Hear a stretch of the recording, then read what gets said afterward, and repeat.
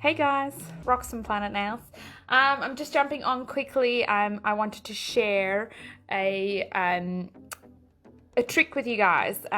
I've done the long stiletto Vogues on Rachel here, and the reason why I've done long stilettos is it makes it easier for me to stick these boys down when my nails are as long as they are here, as opposed to like the short almonds and stuff like that. But obviously, Rachel being a beauty therapist cannot do super long ones, so we're going to cut them down to an almond shape. And I wanted to show you a few quick tips and tricks. Oh, sorry, bad day for lives.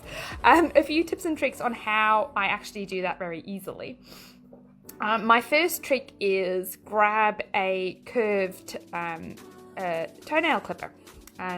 They're really handy. Like, I love my straight one. My straight one I use a lot for when I'm customizing the cuticle area and when I'm cutting them into like coffin shapes and stuff. So the straight one's really good for that.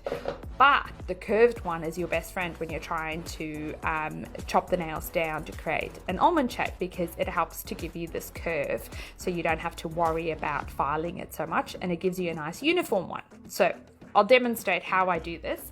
So firstly, I just want to try and take off as much length as possible so that it's just easier for me to get around. So I just chop. You can do this with your tip cutters too, if that's what you prefer to do. We just want to release this because we had a little bit of a spill, which is very common with your Vogues. So don't stress about it too much when it happens. We're just going to pop some top coat into that free edge when we're done with this. So what we want to do is we want to determine the middle of the finger, and then we want to cut the length. So using that curvature of your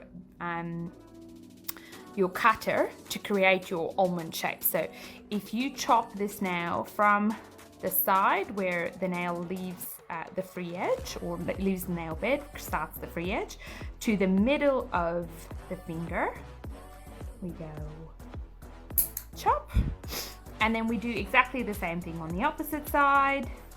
So we go from where the finger leaves the nail bed to the middle, we go chop, and there you have your basic outline of your almond shape. So all you need to do now is just make sure that it's nice and level. So you just grab your file. What you do on one side, you do on the other side to try and get it to look as mirrored as possible.